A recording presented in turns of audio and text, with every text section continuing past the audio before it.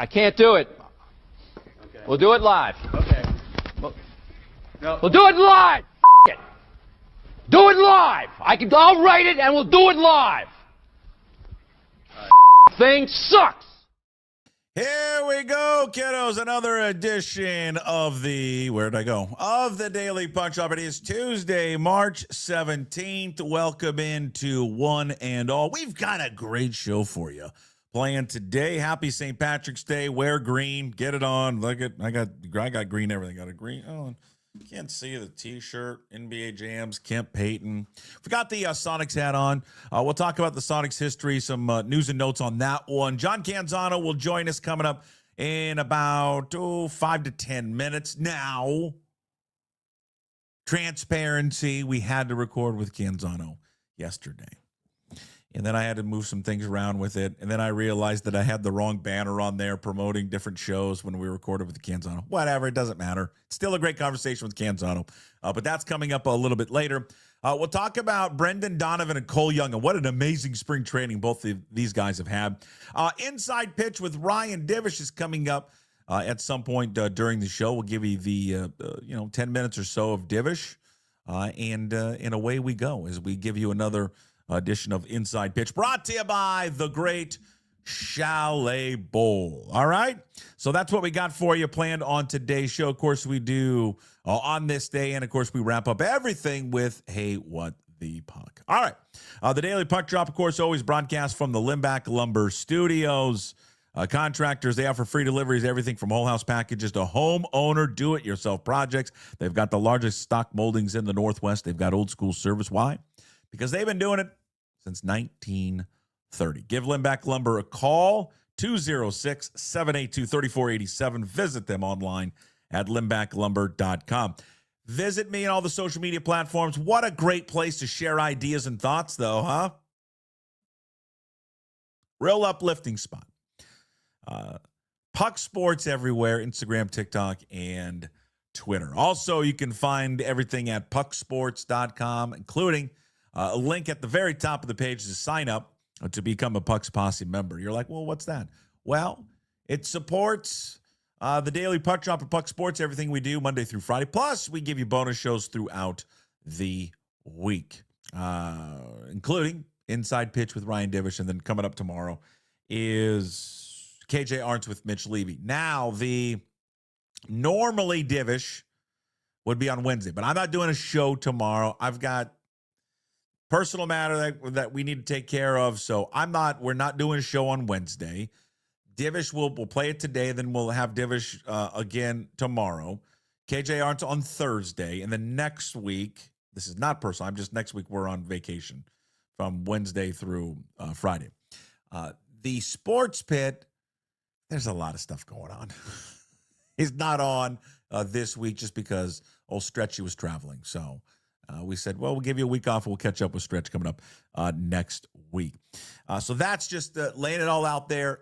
We mentioned this yesterday as well when we get into the week of spring training, of the opening day, which will be limited with just the shows on Monday, Tuesday. We will have all of our regular baseball guests on that week to get you ready for opening day. So Divish will be there. Brad Adam of not Root Sports. What are we calling it now? Mariners Broadcast. He's back. Bill Kruger is back. Jim Duquette is back.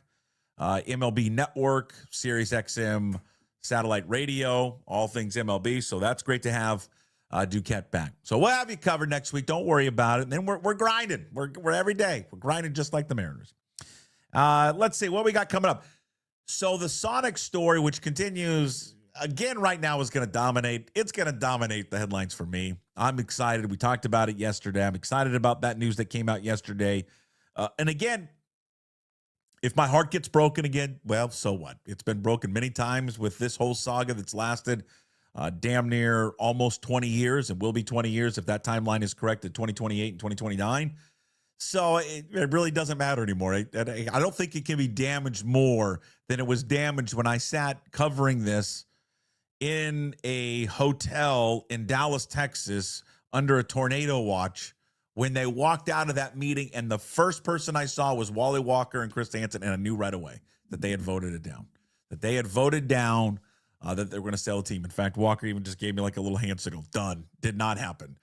But you could see it right when he walked out, how dejected he was, how upset he was that they had voted to deny it and allow Sacramento the chance with Kevin Johnson to keep the Kings there in Sacramento. So been through it all and seen it all. And I get, again, the other side of it. People are frustrated with it. They're tired of it. The NBA turned their back on him. You know, it's something that the Graz and Gas talked about on their latest Graz with Gas Take 5 podcast, which, by the way, we produce. New episodes out on Monday. And, you know, Graz's reaction is he yawned. He's like, well, you know, just wake me up when it's actually there. But we are getting closer. And you're going to hear a clip here just in a moment from Tim Booth laying out kind of the timeline and why yesterday's announcement. And again, most people kind of shake it off. It's an announcement to making another announcement. I get it. But it was a necessary step that they needed to take in this long, drawn-out saga as Tim Booth, of the Times, who will be covering this story, by the way. You know, one of the things why he was hired there, help out with everywhere in the sports department, Kraken, but also to cover the return of the NBA to Seattle. The NBA is very calculated, and Adam Silver is very calculated. They wouldn't announce that a vote is going to happen next week if Adam Silver didn't know the result of said vote. I'm just going to tell you that right now. The little secret that's probably obvious to everyone. It wouldn't come out if they weren't going to pass this. I think it's going to move on. I think everybody does. He even said in the report, and then I think when they get to, and Tim's right, when they get to Vegas in July, I think that's when the final vote's going to happen. And I think it's going to pass. Listen, it's $725 million per team. Yeah, Puck, that's the thing. I think what happened is it's the escalating price of the franchise. Yeah. Finally, the owners thought, you know, first they were thinking, geez, we're going to have to split things 30 ways. You know, that's the way it's been. Now we're going to have to go to 32 ways. Sure. And now that it's been rising 7 million, 8 million, 9 million, 10 million, they're kind of going, well, geez, we can recalculate, and this is a hell of a deal for us. I was on the fence, but not anymore. Let's get this thing going. Because I'm an idiot, I played the wrong one. But as you could probably tell, that did not include Tim Booth at all. Did it not? No, there was no Tim Booth in there. That was the ugly faces of myself and the go-to guy, Jim Moore. Because as I always say at the end of every show, I promise to be better. I don't mean it. I really don't, because most of the time I'm not better. I struggle a lot. I'm going to get you that clip here, just a quick second of Tim Booth talking about expansion. Why, again, yesterday's announcement was so big, because, again, it's step one of a long, drawn-out process, but I don't think it's going to be that long of a process anyways. I mean, this is going to be something that will most likely, fingers crossed, is going to be resolved here this summer. I found it.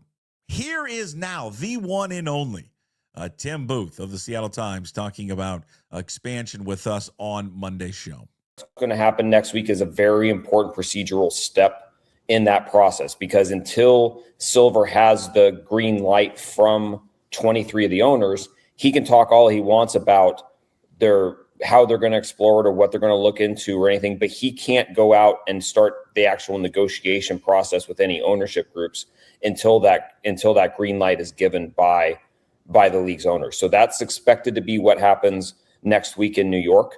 And then we start the process of finding out who's got the money and who doesn't have the money, and who entirely is going to be involved in potentially being part of the ownership group for both, you know, what we're expecting in Seattle, but also Las Vegas. The price tag is the surprising thing, because that's been the big unknown, especially for people who might be involved in the ownership group here in Seattle, is they've been waiting to know what the number is. There's been a thought that, you know, when we first started this conversation a few years ago, and the number was expected to be $4 to $5 billion, there was a thought that the money was already in place and that it wasn't going to be an issue. And then as you saw the franchise valuations continue to grow, and you saw the sale of the Celtics for $6 billion, and you saw the sale of the Lakers at a $10 billion valuation, there became some pause among people who you thought were planning to be involved in this, going, that's a lot of money. Like, and the NBA has very strict ownership rules about, you have to have a certain percentage investment in order to be part of an ownership group. You have to have a 1% investment. So on a $7 billion price tag, you have to put in $700 million to be able to claim that you own 1% of the franchise. And there's not many people floating around who just have that kind of disposable money. It just does, we have a lot of rich people. We don't have a whole lot of super duper rich people.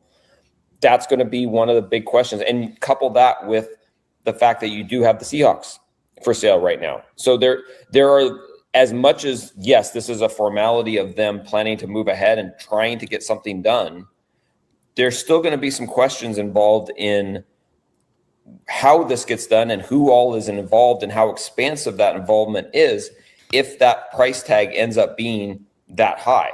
Again, that price tag is, Tim talked about, $7 to $10 billion for the expansion fee. And again, you ask, well, why would the NBA do it? It's a watered down league, talent and all that. Well, because if the price tag is between $7 and $10 billion and the two teams got to pay that, and then that's split. I mean, that's why. That's why they're going to do it, because of the money. And at the end of the day, the owners want to get rich. And if you can infuse 700 or more, 900, $1 billion into a franchise who's terrible, some of these franchises in these smaller markets, that's why you're going to do it. So I think yesterday it should allow people to get excited and stop being cautiously optimistic.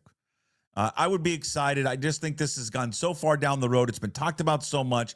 It's been talked about publicly and behind the scenes so much that I just think it's a reality and it's going to happen. It's just going to take a long damn time. And when they finally get here, and it'll be 20 years after they left. Now, there has been some talk about, because there was a story that came out yesterday from ESPN that was written that stated, hey, the Oklahoma City group has said we will not stand in the way of Seattle recapturing their history. And then a lot of people's reaction was, well, that was always the agreement.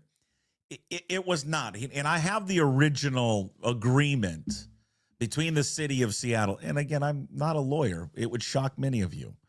But the original agreement between the PBC, which is Oklahoma City owners, and the city of Seattle read this. I mean, this is the actual letter here, or not letter, but the signed contract that states the PBC, again, that's the Oklahoma City owners, agrees that it will not use the Seattle Supersonics team name or any logos, symbols, designs, trade dress, including but not limited to team colors or other replica associated with the Seattle Sonics or Supersonics.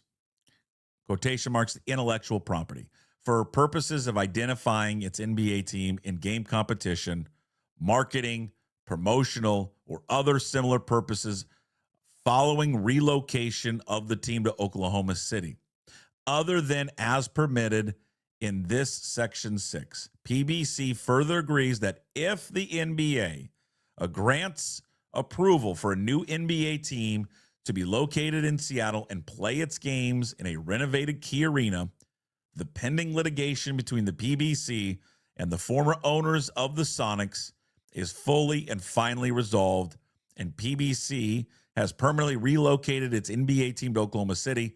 Then, following the NBA approval reference in the super paragraph above, and upon request of the owner of the new NBA team to be located in Seattle, it will transfer at no cost all right, title, and interest in the intellectual property to such new owner. Such rights being subject to the NBA rules, agreements, and approvals.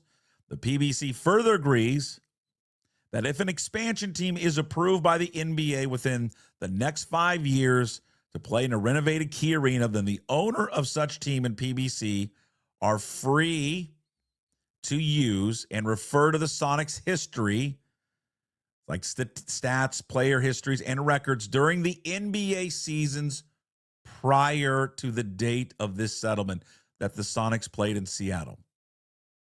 The PBC further agrees to extend, to the extent requested by a new Seattle team's owner, it will transfer at no cost the team's banners, trophies, and retired jerseys, blah, blah, blah, blah. It's prior to. So there was this agreement. that even prior, not saying that the new owner, this is where it gets in semantics. It's not saying that the new ownership group couldn't have the history of everything that took place here. What it was saying is we reserve the right to keep it as part of our history prior to us leaving to go to Oklahoma City. What Oklahoma City is saying, what they said yesterday, and this is why it is new, and I'm not going to give a pat on the back. I'm going to say, well, thank you. But again, it's new because I've seen some people say, no, that was part of the agreement. It was not.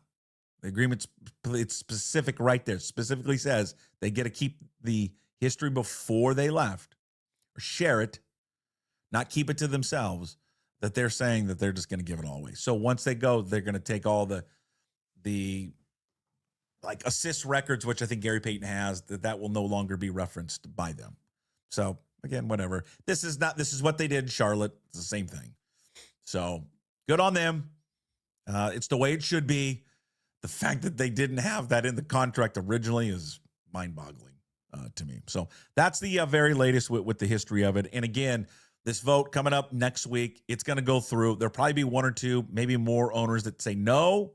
James Dolan definitely is going to say no to this when it comes out. Be sure to check out Tim Booth. Buy Tim Booth on social media and also SeattleTimes.com.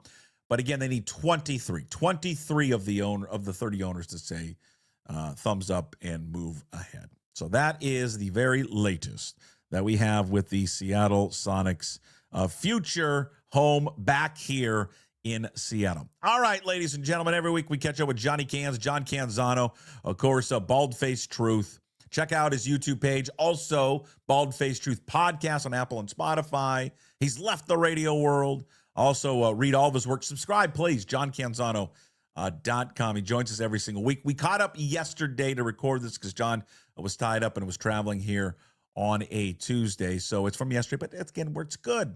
It's good. It's all relevant. It's wonderful. And I have an outfit change. You'll enjoy it very much.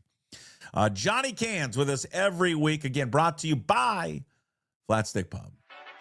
If it's fun you desire, it's fun you're going to get at Flat Stick Pub. It doesn't matter what the occasion is, whether it's date night, guys night, ladies night, or large group event, Flat Stick Pub's got you covered. They have 6 great locations across the Pacific Northwest, from Pioneer Square to Kirkland, South Lake Union, Spokane, Bellingham, and Redmond. All locations offer the best pub experience in Washington. 2 rules at Flat Stick Pub: drink local and have fun. Pretty simple. So if you like to have fun, love local beer, and great tasting food, make Flat Stick Pub your next spot. Visit them at flatstickpub.com. John Canzano is with us for his weekly visit, of course, always brought to you by Flat Stick Pub. Hey, March Madness right around the corner. You crazy people, leave work early, ditch work, get out, and go to Flat Stick Pub on Thursday and Friday. They got great deals at Flat Stick Pub. Beer specials, pizza, wings, TVs everywhere, games everywhere. No, John, no one gets work done this week on Thursday and Friday. Happy March Madness week to you. Somebody asked me yesterday in the Monday mailbag, when is the official start of spring? Now, you may or may not know that the vernal equinox is Friday at about 7:46 a.m. That's where the sun hits the equator, and we get an equal sun and night day. But I actually think the actual start of spring is coming up on Thursday. You know, the ball goes in the air. That's the start of spring. Easier to remember. Yeah, you're right about that one. And the reason we have you on is for the information that you just provided. Thank you, buddy. There. Yeah, no, it is. It's the as you're a sports fan, this is everything, right? You get the greatest tournament in the history of tournaments starts. You get baseball that's going to get underway next week. If you're a lunatic like me, you're about April. Yeah, you're less than a month away from the Masters, which is for me the greatest sporting event. It's everything kind of comes together, and you're right. Those early games, right, when that ball's thrown into the air on Thursday at 9:15 Pacific. Yeah, it's one of the best sports days of the year. I think it's that the Thursday, Friday in particular are special. And the opening weekend, I think, it's the best weekend in sports. I think, everyone will go, oh, the Final Four, Elite Eight. No. It's the opening weekend. It's McNeese making, scaring somebody. It's VCU beating somebody they shouldn't beat. It's a 5-12 matchup that we all know is dicey for the 5 seed. And so I think, look, enjoy it, embrace it, and lean into it. Yeah, it's in you guys' neck of the woods, right? Yeah. You guys get action there in Portland, Oregon, which is great. That's always a great venue down there in the Rose Garden. Yeah, and look, in Portland, you're gonna have Arkansas coming to town. They're traveling across multiple time zones. They're complaining about that. BYU is playing in the Portland pod. Gonzaga playing the 7:00 game on Thursday night right here in Portland. So, yes, it should be some good games. You got a 5-12 matchup, so maybe a little upset, but there's nothing like it. Like, for people who haven't been to an NCAA tournament event, like when you go, I don't care if it's Albany playing, but you go in and you're watching this moment in time in these players' lives that they will remember forever. And if the low-seeded team, like the team that's not supposed to win, a 13-14, if they're in the game, the entire energy in the arena shifts in the second half, and suddenly everybody's rooting for an upset. I think I've been to so many of these. I think it's, for me, if you're a basketball fan, I think it's one of the best things. You get there in the morning, and you're just there all day watching basketball. I've told the story a million times, and when the last times, that I watched Washington State in the tournament, they were in Denver. I went there. My wife's from Denver. I went with her father. We get into the arena around 9 o'clock. It's like 70 degrees in Denver, 75. I'm in flip-flops and shorts. We leave at like 9 o'clock at night and it's snowing. I'm like, I haven't seen outside. I'm like, welcome to spring. I'm like, welcome to Denver, Colorado. But yeah, I enjoyed. I loved when we used to have in Seattle. We can't have them anymore because we don't have the capacity for it, but the Kingdom used to host a bunch of Elite Eights, all in the Final Fours, and that was great. That was great as well. At different times because you knew the teams more than ever. I mean, I still like this week, John, but I can't tell you who all these players are and all these teams. There was once a day and age I could tell you every starter on like Duke, who's the number 1 seed, or Arizona, or Florida, or Michigan. I mean, I can tell you Cam Boozer. That's about it. Well, there's only one senior in the SEC who's been at his school for all 4 years. I mean, 4 years of eligibility. The Power Four in particular is guilty of that because you look at it and they've robbed from the mid majors to fill their rosters. The players are jumping around. It's not new for the players. They were doing this when they were playing club basketball in junior high and high school, but it's new for a lot of us. And you're right. You can't ever get that continuity that makes some of the other sports beautiful. And watching players develop, we have to wait now till they get to the pros and say, okay, now they've got them at least for a few years. Yeah. It's because when I was a kid, I had 2 players that I loved watching play. And I didn't know anything about either of them until they got to the NCAA tournament. One, maybe some old basketball people will remember this. Temple University had a guard when he was a freshman named Mark Macon, and he was kind of a legend at Temple, a legend like on the East Coast. And I remember watching him for the first time in the tournament, and then I'd watch him every year because Temple would be in the tournament every year. Yeah. And I just grew loving him. And then I didn't really know much about John Chaney. Then I loved John Chaney because, I mean, this guy is intense. He's crazy. He's yelling at everyone. And then the other player was Kenny Anderson at Georgia Tech. I mean, Kenny Anderson's probably my all-time favorite college basketball player, but you don't see that anymore because you get used to watching a guy play, on a team, and then, next year, well, what happened to that guy? Where did he go? I think of those great Oregon teams, right, with Luke Ridnour and Jones, and then who was the other white shooter, like forward? Luke Jackson. Luke Jackson, that's right, Luke Jackson. I mean, those were fun teams. You got to watch those teams grow over the last few years. Yeah, that continuity's gone, and I think that's part of what's frustrating coaches like Dana Altman, who's been in this game a long time, 37 seasons, and he's struggling with that adaptation. And you're watching, this new era of coaches come in. But some good stories in this tournament. I mean, the WCC getting 3 teams in. The Mountain West got hosed. I thought they probably should have had a second team in. Didn't get it. Gonzaga still looks like it's the mid-major hope. They're 40-1 to win it though. And they're 5-1 to get to the Final Four. I think they could be a little disruptive, but this tournament to me looks like it's Michigan or Arizona Those are the two teams I really like. But let's see it play out. I mean, that's part of the beauty and part of what maybe this college football playoff could learn is we're going to see some weird stuff happen in these opening rounds, and we're all going to love it. Yeah, I wonder because how can college football replicate this? I don't know if they can just because of the sheer amount of teams, right? I think when you have the amount of teams that you have in the basketball tournament, it will lead to these types of upsets. I don't know in football because you only play with 12. I don't know if it ever gets there. Well, I mean, and you get maybe teams, now and again we'll get it. You get teams that have played their way into this tournament as like a 6 seed in their conference where they've won the automatic bid, and so they get in, they're playing hot, they've got experienced guards. You get stuff like that happens. But the financial disparity, people will point to it and say, well, it doesn't happen in basketball because there's not as much financial disparity. No, the top teams in college basketball are still have a budget of like $20 million, $24 million, I think, is at the top of the sport as a budget. And you're going to see some teams play in this tournament who have budgets around 700,000. There's a big disparity with some of these programs that are in there. But yeah, basketball is different than football. But I still think we will see eventually, if the playoff expands to 16, if they do kind of some opening round games where they're like, hey, the top 4 seeds are getting buys, everybody else has to play, you might see some squirrely stuff happen with teams that are seated low in the tournament. But I also don't think that, anybody's thinking about the Cinderellas when they're putting together and talking expansion. They're not talking about Cinderella when they talk about the football expansion. They're talking about getting more Big Ten and SEC teams in. And they're not talking about Cinderella when they talk about going to 76 teams in the NCAA tournament. They're talking about how do we get Auburn into this bracket? And nobody wants to see Auburn.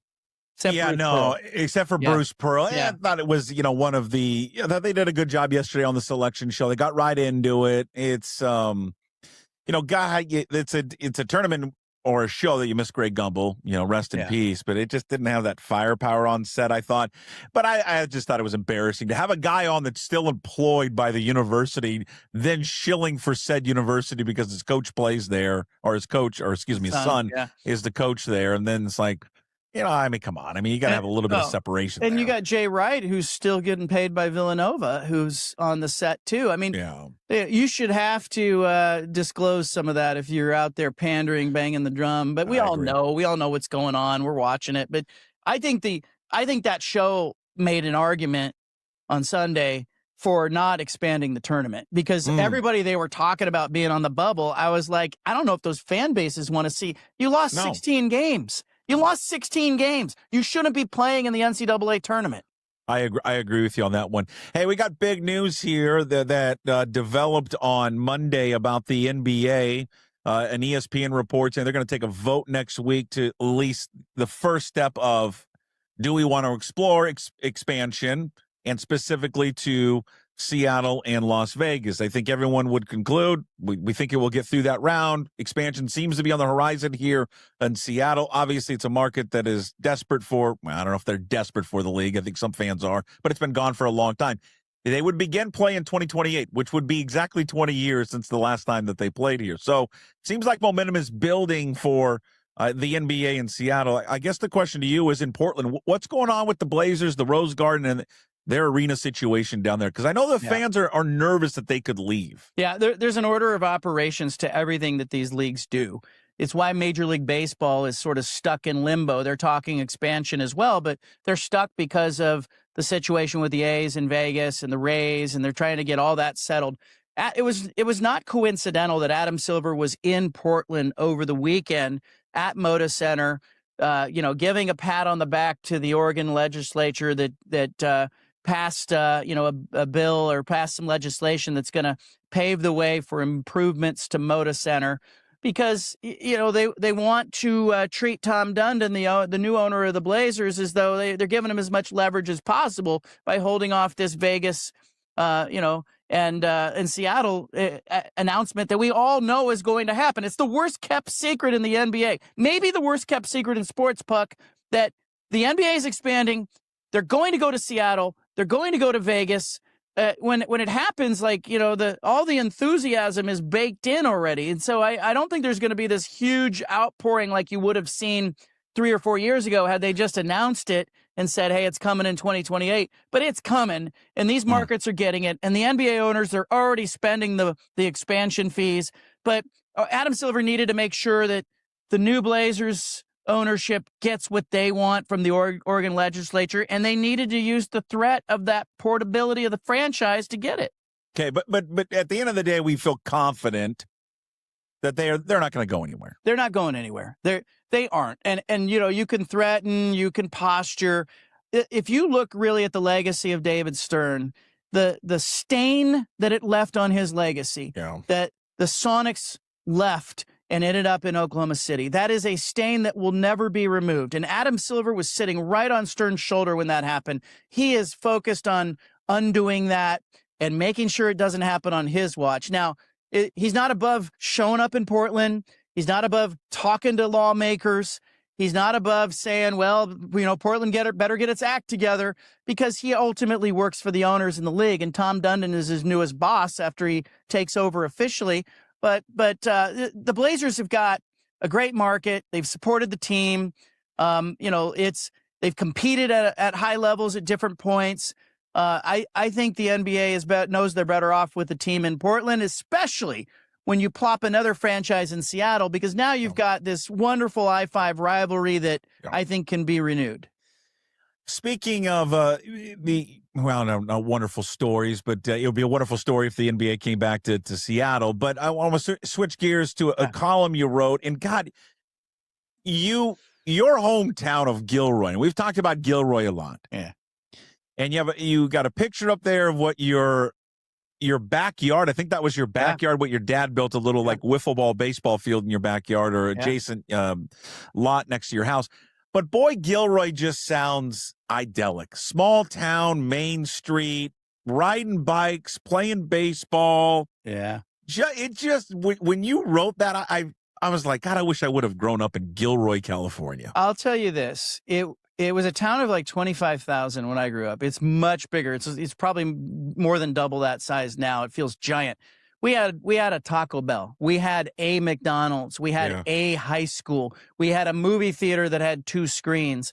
There was a simplicity to it, and I think it resonates with a lot of people. I wrote this column, over the weekend because I was there, and I was at my parents' house. My parents are getting older, and that wiffle ball park's still in the backyard. There's weeds on it. I got to be honest with you. I got in there. I took some swings with my nephew throwing BP to me. It's like old times. I think I hit 500 bombs in that stadium. I think, if we're counting them, but there's a simplicity to riding your bike to the video arcade with a pocket full of quarters as you're heading down there to meet your friends. That doesn't happen anymore. Puck, we used to leave. I would leave the house. I would tell my friends, we're meeting at the elementary school. I'd ride my bike there. I brought a glove, a bat, a football. We played all day. And it's one of the things I think that's really lost on this generation. And I'm not going to be old man on my lawn saying you shouldn't play video games, because we played video games. Yeah. But I don't see kids organizing themselves playing sports anymore. I see parents involved. I see Little League. I see club sports.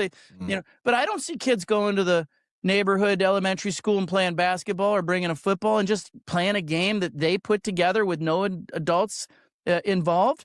I think we lose conflict resolution. We lose the sort of the social structure that we created with our friend groups. We invented games. You can't hit the ball to left field or right field. It has to be hit up the middle because we only had 4 players. These were good times. Yeah, they were. I have you seen it? Have you seen the video, to the viral video that's went out of the growing up in the 90s or the 80s, 90s? Yeah. I'll be honest, I started crying. I did. I was just like, it was. I love it. Yeah, I don't know. Everyone's going to say that their past was the best. It just was. It was simpler, and it was, looking back on it, was fun. We didn't have all the things that these kids have nowadays. Now, I'd say there's some things that these kids do better now than we ever did. 100%. I think that they are wiser. I think that they are more empathetic. I mean, there's a lot of advantages that they have. I think they're more social conscious, I think, than we were as kids. But I also think that they're just playing and hanging out and goofing off and not knowing where your parents didn't know where you were at 100% of the time. Like I just did this the other day, well, a couple of weeks ago.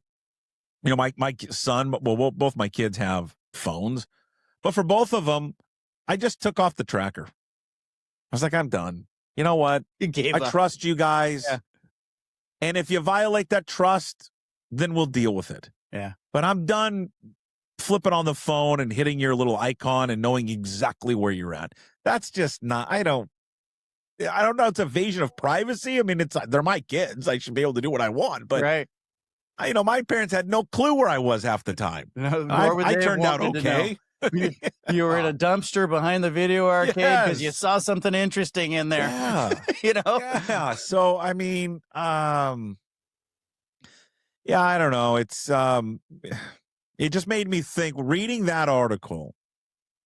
I've always I love Seattle. I love living in a big city and all that. But I do one day just want to get to a town that has one stoplight, a little drugstore that has a malt machine in it, and just grow up there and live there for a while. Well, the thing that got me is, you couldn't go to the grocery store. You knew everyone. You knew everyone that worked there. Everyone knew you. You couldn't get away with anything because everybody knew everybody. I went back there and I'm writing a column. I'm sitting in a Starbucks. I'm looking around and I'm going, I don't know any of these people. These people have all moved in. It's changed. This used to be a grass field. The drive-in movie theater is gone. The movie theater is gone. It's, there's 2 high schools in my town now. That blew my mind. Like there's 2 high schools there. How do they have enough people to go to 2 high schools? But I wonder about this generation and what they will look back on fondly about and what they will reminisce about, because I'm sure that older listeners or viewers are saying, hey, you guys think you're nostalgic. Let's go back to, but I had to explain to my kids. I showed them a payphone when I was I said, this is a payphone. We had to pull over and call people. And if they didn't have a cell phone, we have to tell their mom, I'm going to the bowling alley. Tell Puck I'm going to the bowling alley if you see him. We were just, my wife and I were just talking about, there's a comedian, what's this guy's name? It had this great video the other day where the stand-up comedian about talking how this generation has never had to go through the battle of calling a girl's house. Oh, gosh. And getting the dad. Oh. Hey, is April home? Yeah. Who am I speaking with? This is Jake. This is Mr. Johnson. And then having to go through that whole song and dance. Yeah. And I thought, God, it's exactly right. They have not had to go through that. Just the horror of one of the parents answering, and Ashley didn't pick up the phone when she was supposed to pick up the phone. Yeah. And so my wife and I were just, we're giggling about it. And then about, God, remember 3-way calls? When that happened, you would call up somebody, then you could bring in somebody else and just call waiting. Or did you have 2 lines in your house? Did your mom or dad pick up the other line? And yeah, sure. And you're like, they're listening and I'm talking to a girl and my mom's in the back room going, oh, what is this? Like, and what was it when you hit on your phone? Was it *86? Where if someone called you and pranked you, you could hit a star something and then *69. Was it *69? Yeah. I think it's *69, but then I'm thinking 69. I think you're actually right. And then you would say, "Hey, why'd you just call and prank me?" And there's a bunch of girls giggling on the other phone because they want. Well, that is that's gone for sure. There's a simplicity to small town stuff. I think we need to remember that. And that small town's not so small anymore. But I was telling my kids I used to ride my bike on this 2-lane road, and the 11-year-old goes, "That doesn't seem safe." Right. But I'm like, it wasn't. I took my life in my hands. My parents, they were like, he'll make it. I laugh, but I get it. I see my kids rolling around our neighborhood. My son's the same, and their bike. They used to ride bikes. Now the bikes have turned into the electric scooters, so they're electric scootering around everywhere, and everyone's got helmets on. And I'm like, I never wore a helmet. Helmet. We made fun of the kids wearing helmets.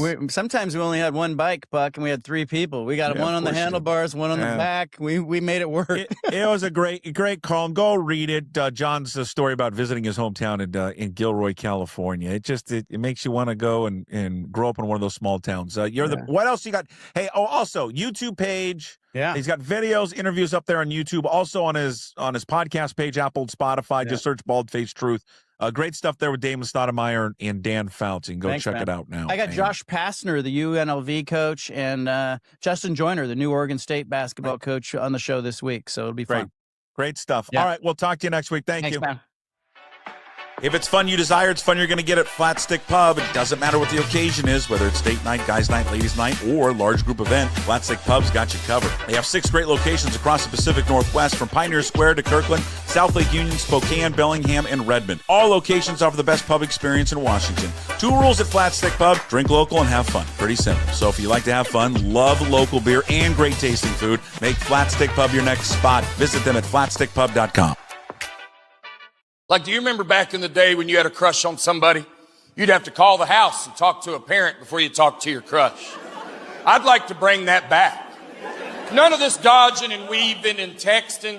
You got a crush on Hannah, let's earn it, big dog. You remember how nervous we would be for that phone call? I'd be in the kitchen by the phone like, stay loose right here, Derek, stay loose. Her grandmother might answer, be ready to pivot, you know? I can still hear that phone call till this day. He'd answer the phone, yellow. And I'd go, is Hannah home? He'd go, yeah, buddy, she's running around here somewhere. He'd go, who am I speaking with? You go, this is Derek Stroop. And he'd go, nice to meet you, Derek. I'm Jeff Turner. I'm Hannah's father. So why are we calling my daughter tonight? Y'all remember that? These kids are not built for that direct communication. Not these days. If that happened to one of y'all's kids, they'd hand you the phone. They go, Jeff wants to talk to you. Back in the day, we had to stay in the saddle, figure it out. Send old Jeff a line, you know. I'd go, well, I was going to ask Hannah a question about math. And this was not Jeff's first rodeo. And he'd go, Derek, you're not going to believe this, buddy, but I'm pretty good at math myself. Nowhere to run to, nowhere to hide. The only thing that would eventually save you would be a mother in the background that would go, Jeff, that's enough. Hannah's crying in the dining room. You don't know when to quit, Jeff. It's not funny to us. And then you got to hear a grown man get in trouble, which was cool, you know. You go, yeah, Jeff. Go away, Jeff, with a G. That was the video that we were talking about, or that I brought up there with John Canzano. Derek, you can follow him. His name's Derek Stroop, comedian, very funny. He's got a series or a special that's on Netflix right now. It's just great. That whole line about calling a girl's house is so true, which, you know, these kids don't have to do anymore because they can just call the cell phone of the girl now. But you can follow him in Instagram at Derek_yells. At Derek_yells. Very funny. Very, very funny. Go watch the Netflix special that he has right now. Derek Stroop. Derek Stroop is the comedian. Big thanks to John Canzano, as he always does, joining us here on the show. Big thanks to Flat Stick Pub, who brings you John Canzano every single week. All right, we've got a inside pitch edition with Ryan Divish coming up next. And speaking of Divish, we record in the morning. We do about 30 minutes every single week talking Mariners baseball. I edit it down for the Daily Puck Drop crowd. Those of you who are not members of the Pucks Posse, we give you 10 to 12 minutes, sometimes longer, of the conversation that we had. If you want to watch or listen to the full show, it will be made available later for Pucks Posse members. Again, it's just $5 a month to join. You get a discount if you sign up for a year. Now, as we always say, if you have any issues with it at all, hey, I want to check out Divish. I want to check out the Sports Pit with Stretch or KJ Arntz with Mitch. But I just, times are tough. I get it. My neighborhood, you know what my gas is right now?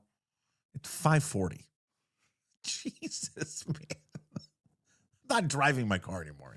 And I got a van, and that thing, that 85 Westie, man, she just she eats up the gas a lot.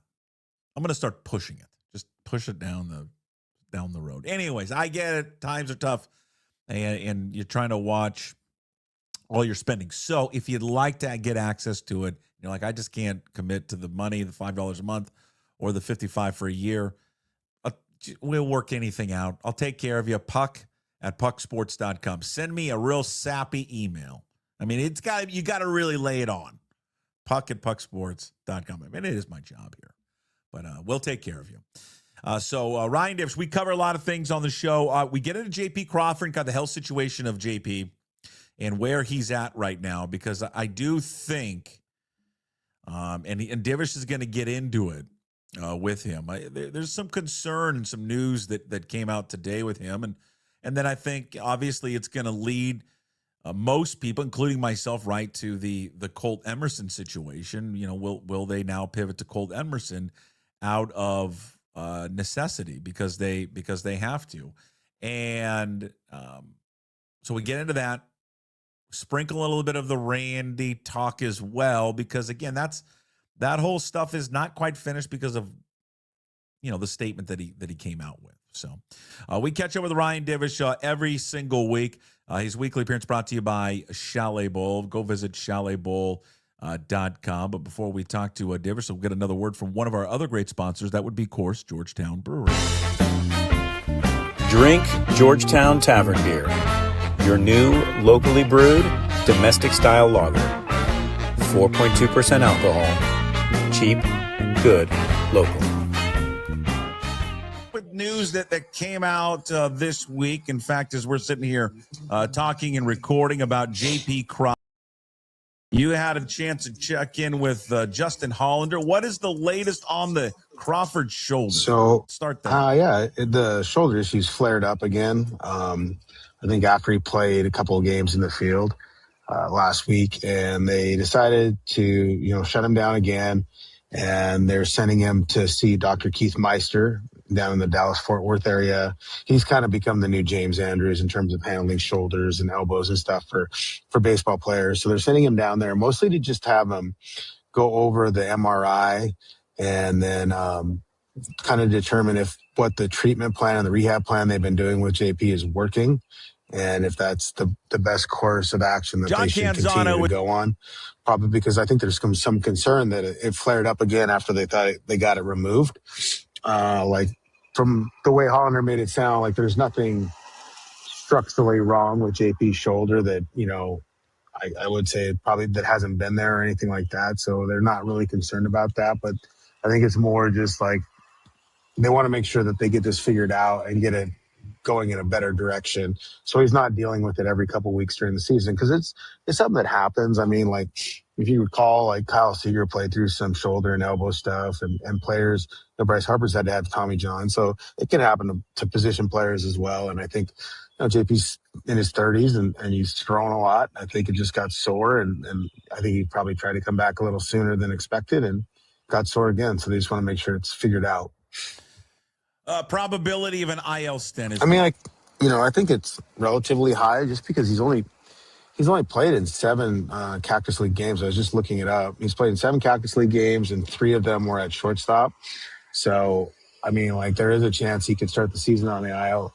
If for no other reason than they want to get him built back up, get him in some games in AAA or whatever, even down here, so they can, kind of get his timing back. He was hitting decently towards the end there. I thought he was starting to hit the ball pretty hard and everything like that.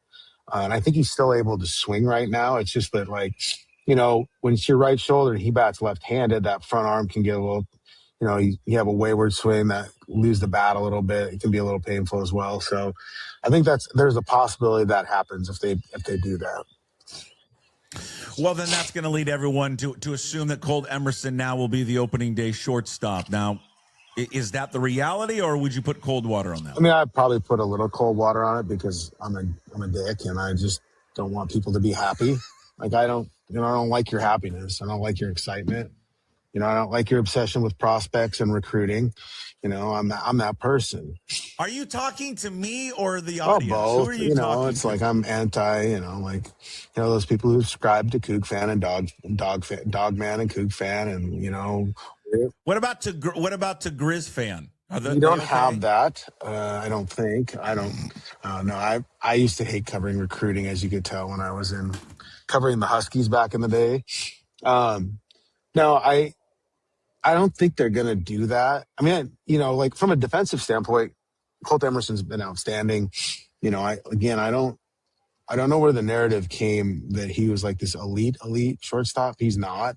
He's a really good shortstop that's improved significantly, but he's not like, we're not talking, I don't even know who's a good defensive shortstop anymore. He's not Bobby Witt Jr., okay? Like Bobby Witt Jr. also, he's a freak of nature. I'm surprised. Let me jump in. I'm surprised how big he Bobby is. Witt Jr. or Colt Emerson? No. Colt He's Emerson. big. High school. Like he's bigger than I thought. When I saw him on one of the first spring training games, I'm like, man, like you don't see a guy that big. It doesn't seem playing that position. Like he's really, really big. Yeah, I mean, and part of it he's looked good in the part field. of it is he's trimmed down. So a few years ago, he got really thick in the lower half, like doing a lot of leg work and stuff. Kind of had that big old Kyle Seager can on him, and like moved like him. And they were like, "What are you doing? This isn't what we want. We want you to be athletic." So he went and redid a lot of stuff and like came back, trimmed up a lot, especially last year, and was moving much better laterally. And they saw the defensive metrics increase. Because before, like after that 1 year where he got really thick and he wasn't, got dinged up, and they just were like looking, they're like projecting him to be a third baseman because he'd gotten so big, and he kind of cleaned up his body, and now he's moving better. So now they think he can stick at shortstop, at least for the time being. But like, again, he's not Bobby Witt. Like this isn't like, and I think a lot of people think there is this idea that he is. He's improved significantly. But like, again, so he's been good defensively down here, but he started off pretty slow offensively. And I think, given that happened and at times looked a little overwhelmed, I think the Mariners are kind of thinking, why would we do this to the kid, put him on open day, put all that pressure on him as the top prospect, when they can just put in Leo Rivas, who's outstanding defensively and who's, average level bat that can do some things, and play him there and, use some combination of guys, whether it's Bliss or if Master Boney is healthy, keep some guys around and do it that way, especially if it's only going to be 10 days or 12 days or whatever it is. Even if it was for a month, I think you could piece it together. Partially, part of the reason is because the lineup's so much better than it used to be. It's not like you're, having Leo Rivas play, or having Leo Rivas or a combination of him and another platoon guy play, daily in your 9 spot isn't as significant as it might have been in the past. Now that you have Brendan Donovan and you have Naylor and you have Randy and all those other guys, that isn't as big of a deal, I think, as maybe it would have been in years past. So my guess is if they start JP on the season on the IL, we would see Rivas probably playing the bulk of the time at shortstop. The other thing they could do too is, like, if they think it's even a month-long thing, there'll be some infielders, some like utility types who are out of minor league options coming off rosters here in the next week or so. I wouldn't be surprised if the Mariners claim one of those guys as insurance, and thinking like, okay, maybe we could do this instead, or have this guy here at AAA while JP is trying to get healthy and Colt is kind of adjusting. Do you want to take a timeout and get what's bothering your nose for those just listening? I know, I'm sorry. I mean, Divish really wants to get in there, but No, he I doesn't don't want to do it on I don't camera. want to. Do you want five? No, I'm sorry. I have allergies. So, and like, because it's 10 million degrees outside right now, there's stuff in the air that I don't even know what I'm allergic to. So sorry, I sound like I came straight out of Scarface, but How hot is it? It's like 100 there this week. Yeah, I haven't looked today to see what it is, but I'm staying in the shade. It's miserable, pukey hot, like just gross. Like everything sticks to you, and then you're slathering on sunblock. Even me, who's got a tan head start, like you got to put the sunblock on, and so just like you just feel gross at all times, like sticky. This isn't like humid hot where you feel gross and Gold Bond was invented for it, but this is just like having an oven in your face blowing hot hot air in your face at all times. It's always fun. All right. So let's just wrap up the JP and Colt Emerson. You expect if he does go on the IL and misses the beginning of the season, you think it's more likely that someone like Leo Rivas would be the shortstop and they would not make Emerson the starting shortstop? Yeah, I think so. Yeah, right? That's what I'm kind of gauging from people in the building too. I think also, Colt's an important part of their future, but this isn't like a time where they're desperate to play him and put him maybe in a position where he can't have success right away. I think we all remember what happened with Jared Kelenic. I'm not saying Colt is Jared Kelenic. I think he's far more advanced from a maturity standpoint and like emotional standpoint. But if there isn't a need to do it, or if he has like if Colt was hitting 370 down here and was just tearing the cover off the ball, then yeah, they'd do it. But he hasn't been. He's hit better of late. But why rush it, just because he's a prospect? I always hate that. Well, just play the young kids. Well, what if the young kid isn't ready? Yeah, and you can damage him, and if he's not ready to go, you could really shoot the kid's confidence. All right, let's move on. Let's get to the Randy non-apology story. Please, for the love of God, no. Can they, the organization, just call me the Puckett Crisis Firm, and I can help them out with all of you're this? You're the Puckett Crisis Firm. I wanted to be the consultant, the vice president, or the consulting firm of Common Sense. The vice president of Common Sense for MLB and for all this, but. So they just issue a statement, right? That's it. You guys have not been able to talk to him. He hasn't addressed the media. Is that accurate? Well, yeah, we wanted to talk to him, but you want to talk about WBC, like his performance? So no, what we want to talk about. He goes, well, he doesn't want to talk about that. So, shook my hand the other day, and then he dapped me up today. I think that's becoming his new thing now. Is he's going to walk around and shake everybody's hand and everything like that. That's what he's going to do, with the media and stuff. I couldn't really go Cal Raleigh and not shake his hand. I'm not playing against him, but. Well, yeah. All right. And then we saw what Naylor did, and I think there was some great. It was good for him to clarify afterwards. I think most people thought that's what he was doing, but I think initially you're like, oh my God, what's going on? He obviously Team USA. Cal's not back yet. He'll be back shortly, right? As they're in the championship game Tuesday night. Do you think this has a chance to be any type of friction at all inside that clubhouse with these guys? I don't think so. The players were laughing about the Naylor thing. They thought it was hilarious because, one, especially pitchers level when people. Okay, but what about Arozarena? I get the Naylor thing, but what about? Well, no, yeah, they're laughing about that. I don't think so. I don't think they really care. I think they understand why Cal didn't do it, and they probably understand why Randy said what they did because Randy being Randy. Maybe I don't know. I seen Randy today talking to Emerson Hancock. Well, I'm not really talking, but just kind of, because he doesn't speak a lot per se. So it's just he just kind of wanders in. Like you said, he wandered in today rocking these really colorful purple shorts and flip flops, dap me up, got about 10 pounds of cologne on, just living the Randy dream. A couple earrings that are worth more than the car that I own. And then he just, does his thing. I don't think they really care. I don't think maybe, because I'm sure Randy and Cal have talked at some point or other, whether it's via text or whatever. And so if they don't have a problem, then who really cares? I kind of look at it this way. In any situation, any job you do or any company you work for, there are going to be people that you don't really necessarily, you can work with them, but you're not hanging with them. They're not your friend. Sure. It's come on, You want excellence in dining? Visit John Howie's Steak and experience premier Northwest dining. Prime custom aged steaks, award-winning wine, unmatched level of service. You won't be disappointed. Make your next reservation today at johnhowiesteak.com. Big thanks to Ryan Divish. Again, Inside Pitch, full episodes available if you are a Pucks Posse member. Go to pucksports.com. Sign up there. It's just $5 a month. And again, any issues with the $5, just send me an email, puck@pucksports.com. We go 30 minutes. We get there's more in depth there on the Randy situation with Cal Raleigh. And my point that I made to Divish is the same one I think we talked about yesterday. Again, this is anything to do with Cal. This is a Randy situation. None of us know what Randy truly thinks or feels, or whether or not this really has bothered him, because one, he just doesn't talk. It's not a language barrier thing with Randy Arozarena. He doesn't talk. That's not him.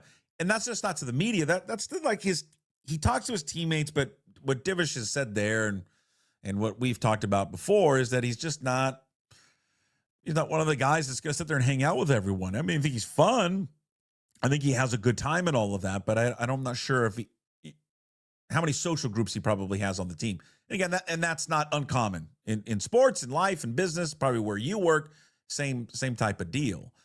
But my point to him, and it maintains the same today, that this was an ownership failure. I really do. And again, this ownership could have come down and just told him someone above the PR team and to tell Randy, hey, you're going to apologize.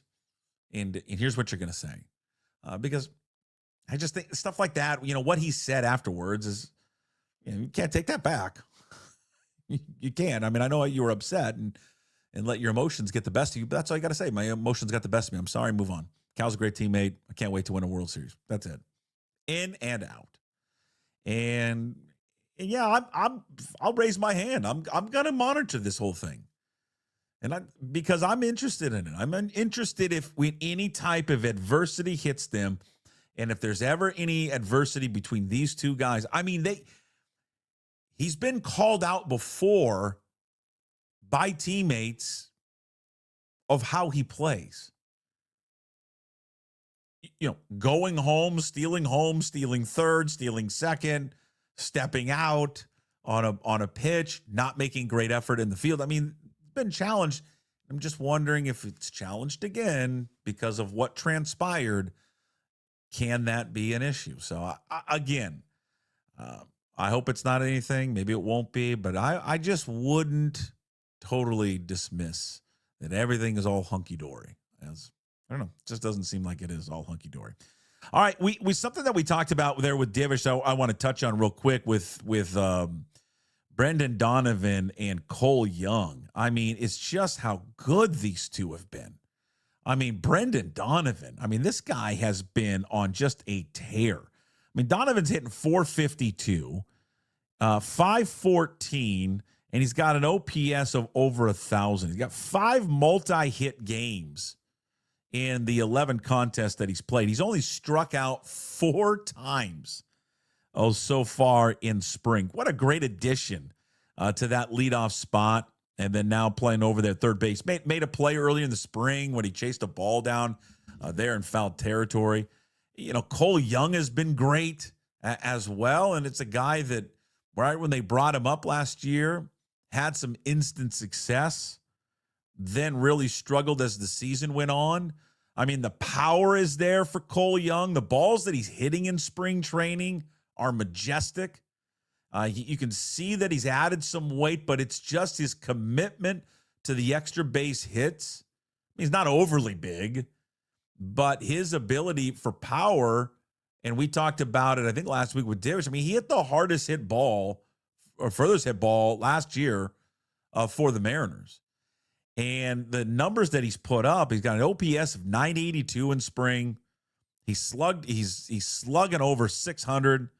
The 4 home runs, 41 ABs, and he's only 22 years of age. He turns 23 coming up in July. The power that you're getting from this guy, what that's going to translate into. And he's made some great plays in the field as well. I think you've seen not only adding the power that he's done in the offseason, but the agility and the movement.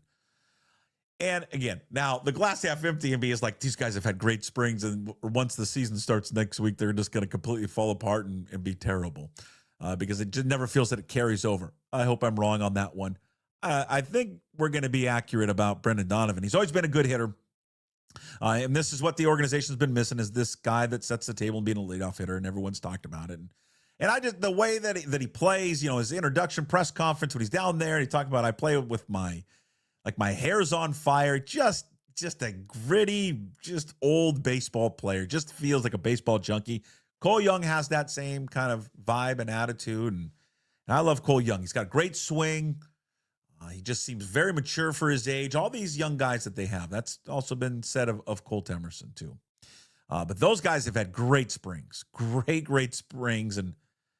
And you talk about what this lineup looks like, 1 through 5 with, Donovan and then Cal and Julio and you go with, Naylor and Arozarena. I mean, it's a deeper lineup than they've ever had before. And then on top of that, you add, if Cole Young can play like this, you add someone like Cole Young, and then whatever you do, you got Robles in right field, splitting time with Raley. Dom Canzano has been great in the WBC. So he can obviously, come over, play maybe a little bit in the outfield, but he's going to be the DH.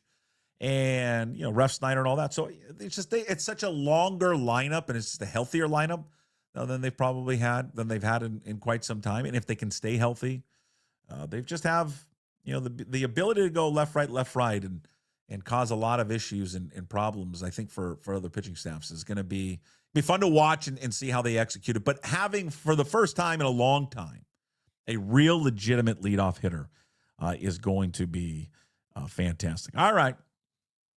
Big thanks to Ryan Divish. Again, full episode, Inside Pitch, brought to you by Chalet Bowl. Washington's oldest operating bowling alley is up for you. Puck's Posse, well, not up yet, but it will be available for Puck's Posse members. Just go to pucksports.com to sign up, and it's just $5 a month, and it will take care of you. All right.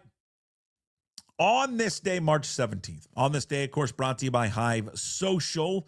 It is the official social meetup app of Puck Sports. You can now be a part of the Puck's Posse group on Hive. Easy way to learn about upcoming events and also anything that's going around in your neighborhood. Just go to Discover, find connections or groups, search for Puck's Posse. You can download the Hive Social app on iOS or Google Play. It's free. That's Hive Social, HYV. Invite your friends, fellow sports fans there on Hive Social on this day. All right, on this day. How far are we away? Hold on. Where's it at? Do I have the back? Do I have the music? Can you give me 1 second? Hold on. Give me just 1 second. I got to find this.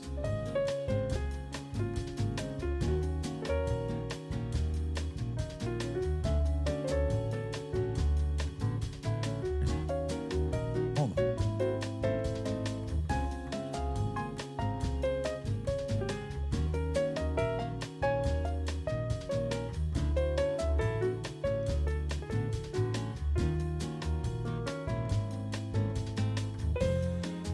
All right, I found it. Thank you very much. All right, on this day again, brought to you by Hive Social. Well, a very happy birthday. We'll start here first with birthdays. Going out to a golf legend.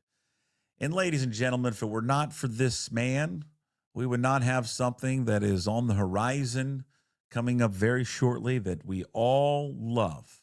It's all very near and dear to our heart because it just elicits special meaning and emotions.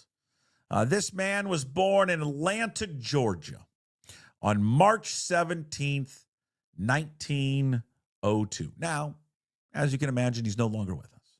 If he were, he'd be 123 years of age today. In his golf career, he won 13 majors, 4 U.S. Opens, 3 Open Championships, and 5, count them, 5 U.S. Amateur titles as well. Back then, the U.S. Amateur titles were also part of the majors. Although, perhaps one of his greatest achievements ever is that he designed Augusta National and was the co-founder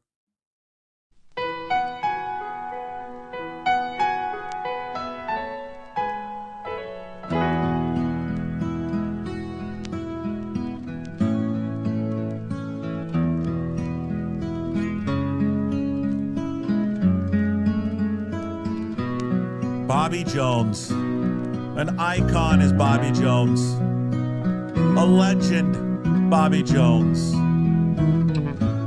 That's right, Bobby Jones, born on this day in 1902. Co-founder of the Masters Tournament and Open Play in 1934. Jones had retired by then, but played in the tournament through 1948 on an exhibition basis.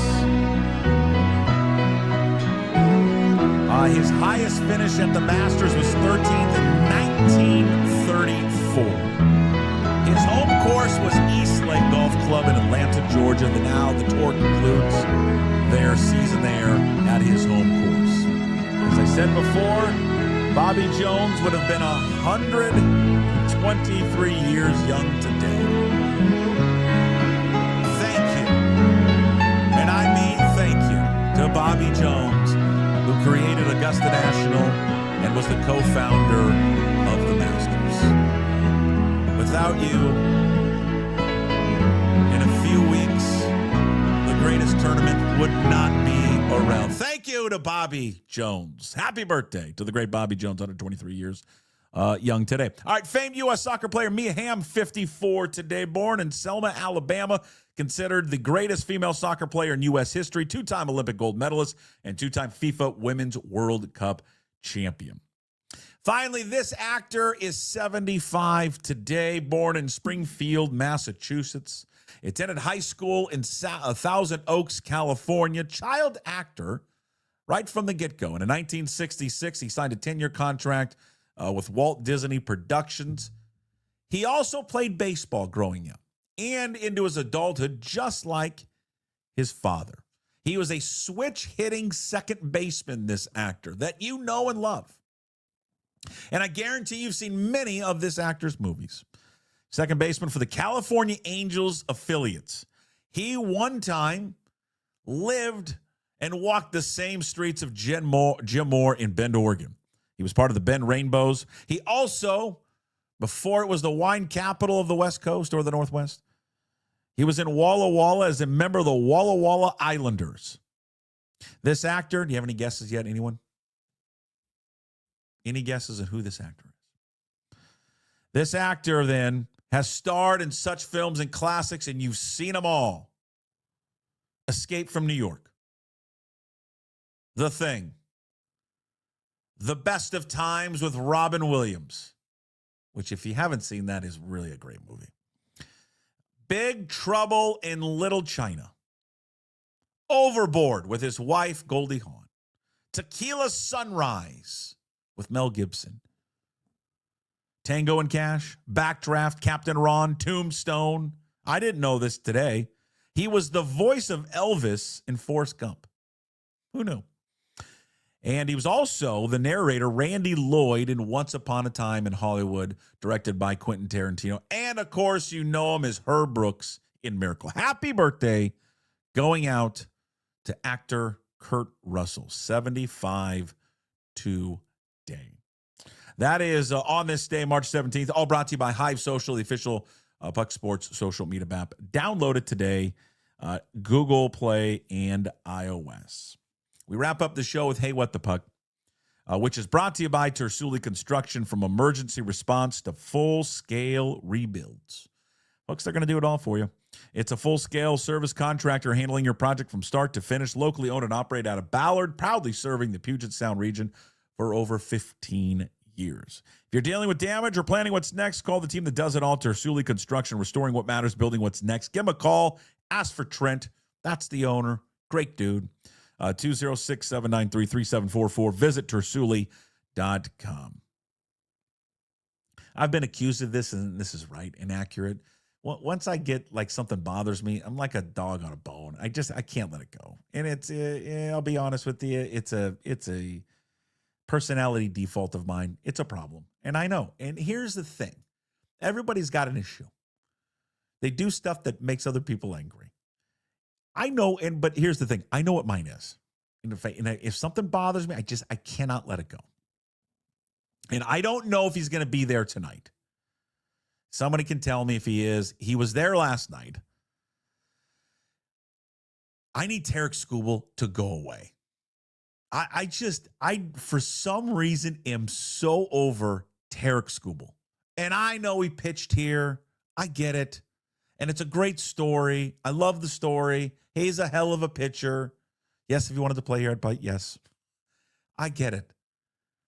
But this guy didn't want to pitch because he didn't want to get hurt because of the money he's about to make. Fine. Then stay home. Don't come and try to be part of the team. Like, what are you doing? Like, you're not part of the team. You decided not to be a part of the team. When they asked you to pitch, like who would you rather have on the mound today if you're Mark DeRosa? Nolan McLean, who's, again, a great pitcher, making his he started 8 games in his career. Or would you like to have Tarek Skubal? Now, again, for Tarek Skubal, he doesn't even have to get close to 99 before he wants to come out. He can throw like 50 or 60. But go away. And he does this ridiculous interview yesterday. I mean, ridiculous, but how important it was for him to get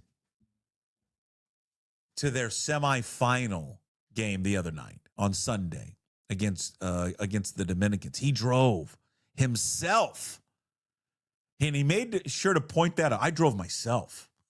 Oh my God! You didn't have someone drive you from your spring training complex to the game, and then he goes on to say that he drove through the night in a severe rainstorm too.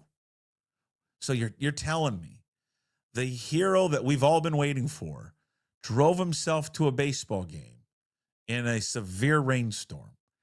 You know, I've seen a lot of things that display heroics and patriotism, but I think what Tarek Skubal has done tops them all. Yeah, I don't think I've ever seen an act more willing to show your love for your team and your country than driving yourself to a baseball game in a rainstorm. Tip of the cap, bud. That is sacrifice. That is the ultimate price that you've paid. I just want him to go away. I don't think he should be allowed in there. If I was DeRosa, I was like, nah, you're good. We'll see you later. If you don't want to be a part of the team and you don't want to pitch and you have this whole song and dance going back and forth, oh, I'm not going to pitch. Now I am going to pitch. I'm only going to pitch against Great Britain. And then now I think I've got this bug and I want to come back and stay. No. Now I'm not going to stay. Just get out of here. Just see you later. I don't think he should be there celebrating with the team of all these other guys that have been there, sacrificing their time, putting injury risk of them getting hurt.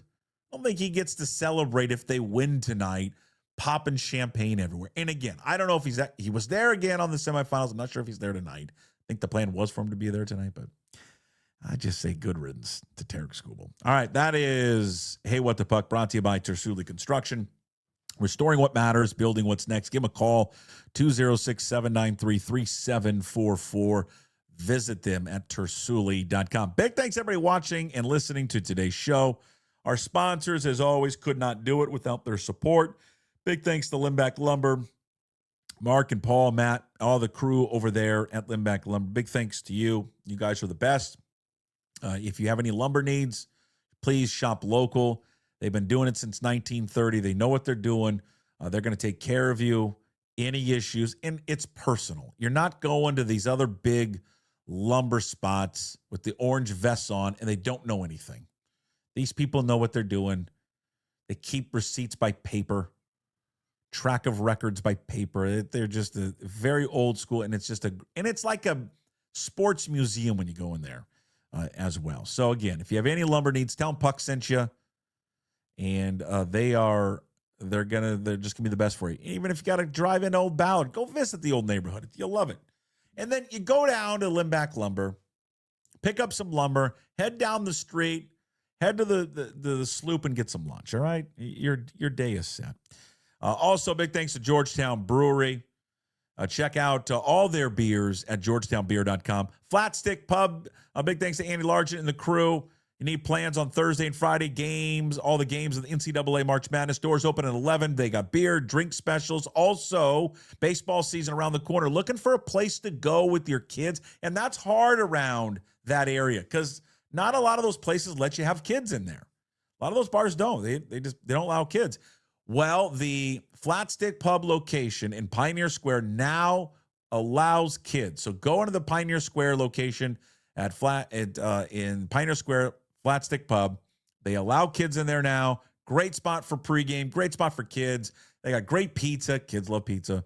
And great beer selection, TVs everywhere, and the kids can run around and play games. So go visit the Flat Stick Pub location in Pioneer Square and visit them for rounds 1 and 2, round 1, Thursday and Friday, at all of their locations. TVs everywhere. They know what's going on, and great beer selection. Get away from work. Enjoy some lunch there at Flat Stick Pub. Also, big thanks to Hive Social and Tersuli Construction.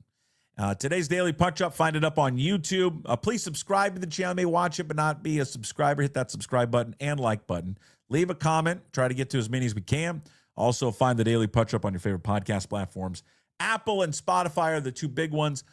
Follow the show. Like the show. Leave a comment if you can. Rate the show 5 stars, just like you get at your Thai restaurant. And that much appreciated. Also, pucksports.com. Visit there. You can sign up to become a Pucks Posse member, just $5 a month. Any issues, send me an email with making that payment at pucksports.com. Check out all of our shows throughout the week. Bonus show, Sports Pit with Matt Stretch Johnson, Inside Pitch with Ryan Divish, and KJ Arns with Mitch Levy. Also, the Graz with Gas Take 5 podcast, which we now produce, comes out on Mondays. We will not have a show on Wednesday. Dealing something with my mother. We will see you Thursday and Friday. And so we'll be back with you the rest of the week. All right? See you Thursday, as always. And I mean, and today especially true. Boy, there was a lot of hiccups in today's show. There really was. User error. Okay? User error. Not on top of my game. You better clean it up or I'll be replaced. I guess I can fire myself. That would be a hell of a story, actually. All right. We'll see you soon. We'll see you Thursday. As always, we promise to be better. No shirt, no shoes, no ties. Would anybody like to smoke some pot? Yeah. I was born to lick your face. I was born to rub you, but you were born to rub me first. What do you need my address for? We'd like to send out a mailer. Mother of mercy, I don't speak Japanese!